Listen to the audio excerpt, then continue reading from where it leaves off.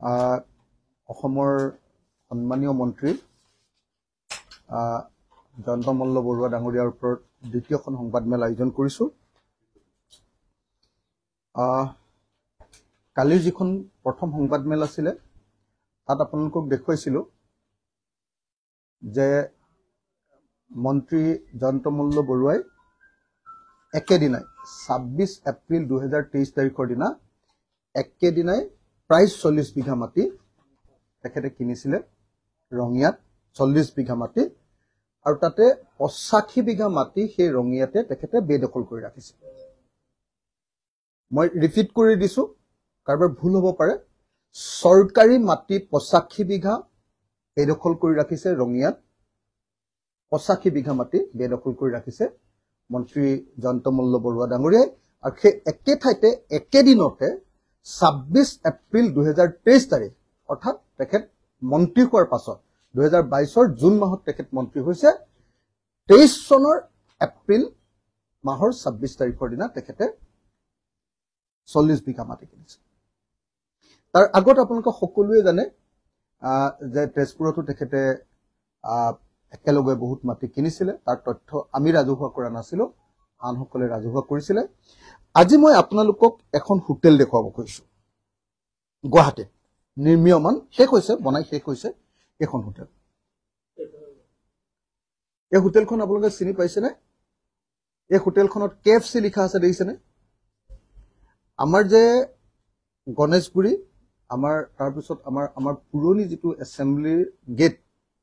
তাত আমাৰ যিটো মন্দিৰ আছে, কি কয় এইটো, কি মন্দিৰ এইটো, হেৰি আমাৰ গণেশ মন্দিৰ। সেই গণেশ মন্দিৰ পৰা কাহিলীপাৰা পিনে নাযাব, গণেশ মন্দিৰৰ পৰা আপোনাৰ এইটো কি বুলি কয় টুৱাৰ্ডছ মানে হেৰি হাতীগাঁও পিনে যাওঁতে 50 মিটাৰ, জাষ্ট 50 মিটাৰ আপুনি 50 মিটাৰ আগবাঢ়ি গ'লে আপুনি MP বুক ষ্টলখন দেখিব। MP বুক ষ্টলৰ ঠিক কাষৰ লগতে লাগি থকা একদম কাষত আৰু মাজত ৰাস্তাটো আছে বাৰু, মানে MP বুক ষ্টলৰ লগতে লাগি থকা এখন KFC, সকলোৱে KFC লৈ চাগে যায়, সেই KFC ফ্ৰেঞ্চাইজি এটা আছে। তাৰ ওপৰত আৰু 4মহলীয়া এখন বিশাল আকাৰৰ 3 ষ্টাৰযুক্ত 3 ষ্টাৰৰ এখন হোটেল নিৰ্মাণ কৰি থকা আছে। এখন হোটেলখন এখন অলপ সাইড ভিউ, এটো হল সাইড ভিউ। হোটেলখনৰ নাম কৈলাশ ৰেসিডেন্সি। কৈলাশ তেখেতৰ দেউতাকৰ নাম নহয়, কৈলাশ ৰেসিডেন্সি। হোটেলখনৰ নাম কৈলাশ ৰেসিডেন্সি 3 ষ্টাৰৰ। কৈলাশ ৰেসিডেন্সিখন মই বেলেগ বেলেগ এংগুলৰ পৰা আপোনালোকক দেখুৱাই দিছো, বেলেগ বেলেগ এংগুলৰ পৰা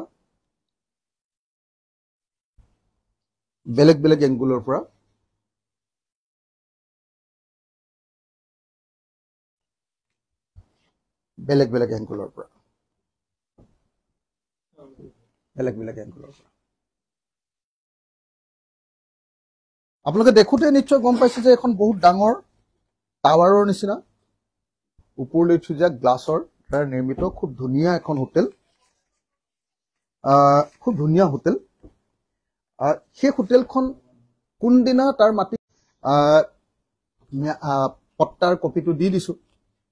আপোনালোকক, ইতিমধ্যে হাতে হাতে পট্টাৰ কপিটো দি দিছো। সেই হোটেলখনৰ মাটি কিনাৰ তাৰিখটো কোনদিনা জানে? সেই তাৰিখটো 26 এপ্ৰিল 2023। অৰ্থাৎ মন্ত্ৰী জয়ন্ত মল্ল বৰুৱাই 26 এপ্ৰিল 2023 দিনা, 26 এপ্ৰিল 2023 দিনা মন্ত্ৰী জয়ন্ত মল্ল বৰুৱাই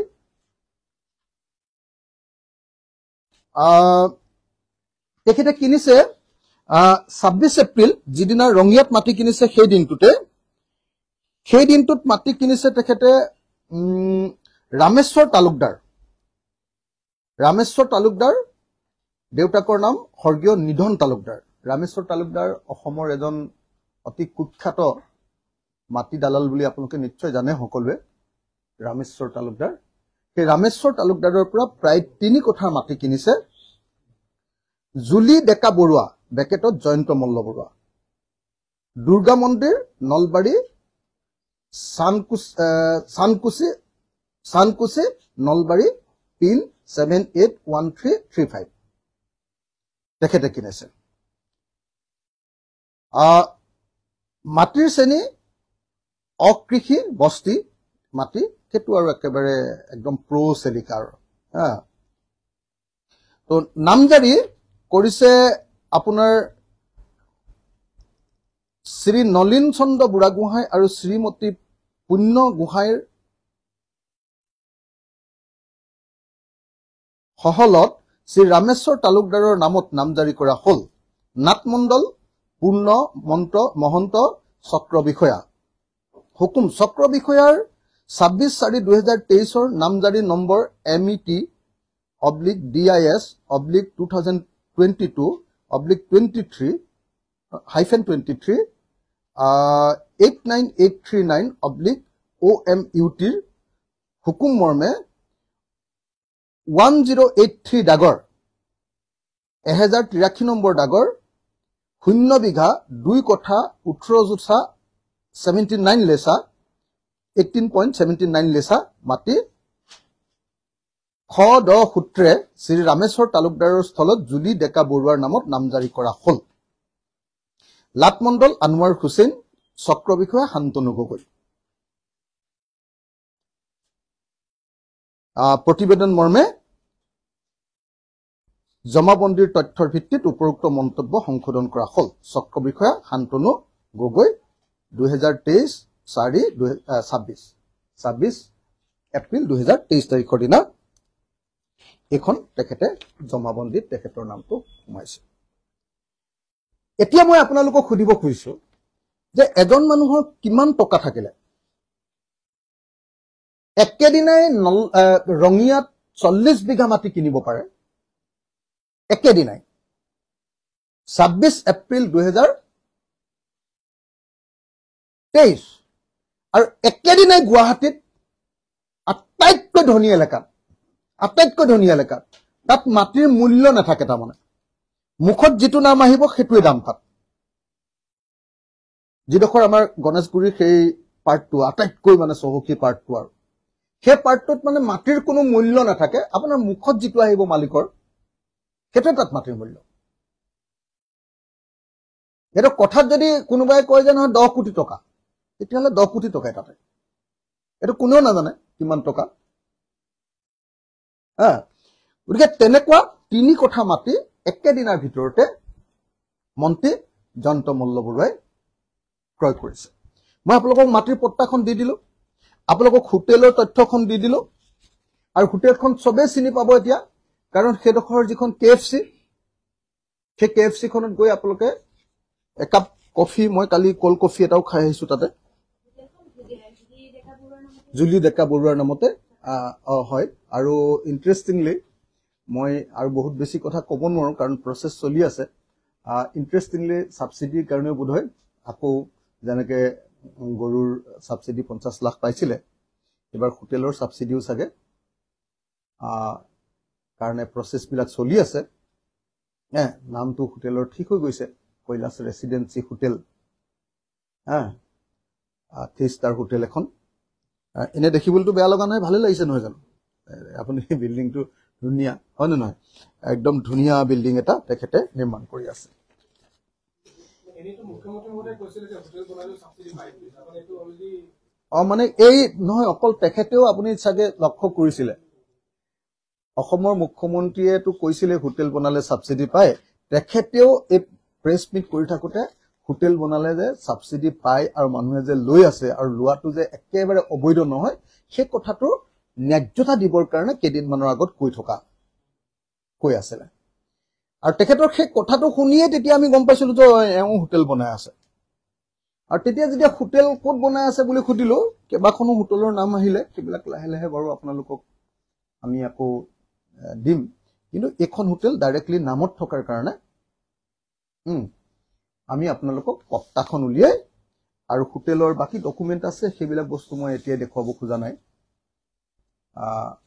সেইবিলাক আপোনালোকক এতিয়া দেখুৱাব খোজা নাই কাৰণ সেইবিলাক মই খুব নিয়ম নীতি অনুসৰি উলিওৱা নাই মই মোৰ নিজৰ নিয়মত উলিয়াই লৈছো গতিকে সেখিনি এতিয়া নেদেখো যদি কাৰোবাক কোনোবাই স্পেচিয়েল এক্সক্লুসিভ কৰিব খুজিলে দিব পাৰো হেতু বেলেগ কথা কিন্তু হেতু মই একদম ফৰ্মেলি উলিওৱা নাই কাৰণে মই আজিকালি বিধায়ক আৰু ইমানখন কৈ নাথাকো আৰু এনেকে বুলি ভাবিহে মই আপোনালোকক সেখিনি দিয়া নাই হা এতিয়া মই আপোনালোকক বেলেগ বেছি কথা একো কোৱাৰ প্ৰয়োজন নাই বুলি ভাবো যে এজন মানুহে মানে ৭৫ বিঘা ৩ কঠা ১৬ লেচা মাটি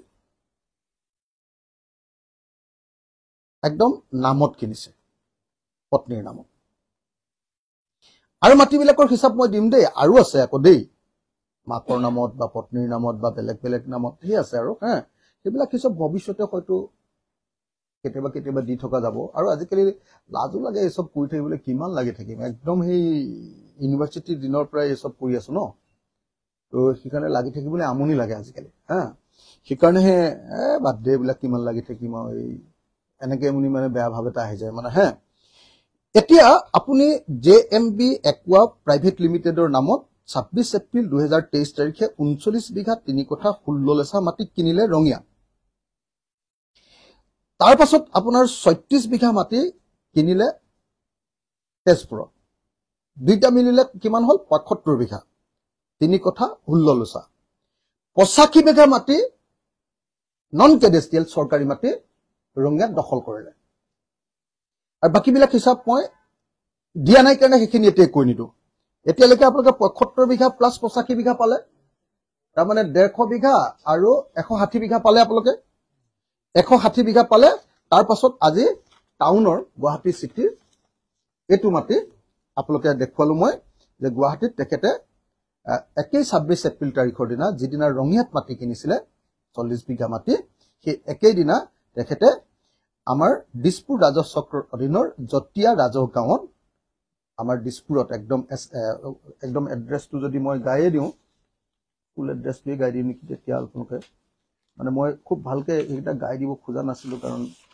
পিছত মই ডকুমেন্ট বিলাক কোৰ পৰা লৈছো গম পাই যাব 5টা ফ্লোৰ 5 ফ্লোৰছ entire building Hotel Kailash Residency RP road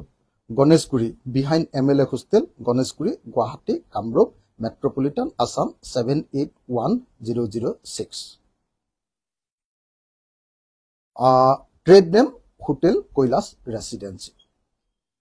জুলি ডেকা বৰুৱা এটো আপোনাৰ কথা এতিয়া মই বেলেগ কি কম মানে তেখেতে কৈছিলে যে বিজেপি অহাৰ পাছত বিজেপিত জয়েন কৰাৰ পাছত তেখেতসকল সত্য আৰু সুন্দৰ হৈ গল তেখেতসকলে কেলেংকাৰী নকৰা হৈ গল এতিয়া বিজেপিলে অহাৰ পাছত 160 বিঘা মাটিৰ মই তথ্য আপোনালোকক দি দিলো তাৰে 75 বিঘা মানে 75 ন 76 হ'ব আৰু এটো 3 কঠা যেহেতু 2 কঠাতকে বেছি আঢ়ৈ কঠাতকে বেছি যেতিয়া 3 কঠা এটো 3 কঠা যেতিয়া হৈ গল হেতু 1 বিঘা ধৰিব লাগিব 76 বিঘা মাটি ম্যাদী পট্টাৰ কিনিছে আৰু বাকি তথ্যখিনি দিয়া নাই দে পিছৰখিনি দিয়া পাছতে বাকি তথ্য সেইখিনি দিম 85 বিঘা মাটি চৰকাৰী মাটি বেদখল কৰি ৰাখিছে 160 161 বিঘা মাটি 161 বিঘা মাটি কিনিবৰ কাৰণে মই এমএলএ মোৰ সমানে তেও দৰমহা পায় মন্ত্ৰী হিচাপে আৰু কেটামান হেৰি পায় হয় নহয় এলাউন্স পায় মোৰ সমানে দৰমহা পায় তেও তেতিয়ালে 160 বিঘা মাটি কিনিব পাৰিবনে গুৱাহাটীত 3 কঠা মাটি দিছপুৰত এমএলএ হোষ্টেলৰ কাষত 3 কঠা মাটি অসমৰ আটাইতকৈ আদ্যবন্ত ঠাইত 3 কঠা মাটি আৰু তাত